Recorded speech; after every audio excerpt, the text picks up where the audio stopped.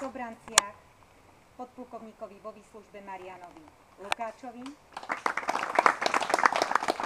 Ale sme veľmi radi, že tu dnes máme aj oblastnú organizáciu Slovenského zväzu protifašistických bojovníkov v Strážskom a vítame delegáciu na čele s pani Annou Zabloudilovou. Bravo! Ďakujeme všetkým hosťom, ale aj vám, ktorí ste prijali pozvanie, prišli ste, aby sme takto vzdali hold všetkým tým, tak ako to dnes už bolo povedané viackrát, bojovali za našu slobodu, za nás všetkých. Tak ďakujem veľmi pekne. Naozaj chcem sa vám všetkým pekne poďakovať za to, že ste si našli čas, prišli a vzdali úctu a svojou prítomnosťou naozaj vyjadrili vďaku našim predchodcom za túto slobodu, ktorú nám odovzdali.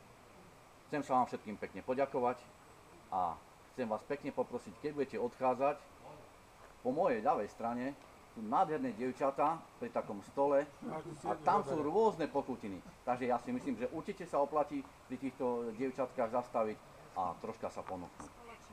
Takže ja vás ešte veľmi pekne poprosím, pozvaných hostí, potom po ukončení tohto nášho pietného aktu na guľášik do poľovníckej reštaurácie. Ešte raz veľmi pekne ďakujeme a spoločné foto by som poprosil takisto, aby sme si urobili. A poprosíme Veľká všetkých, vďaka. aj pozvaných hostí, aj vás, milí priatelia, poďte sem k pomníku. Máme tu skvelé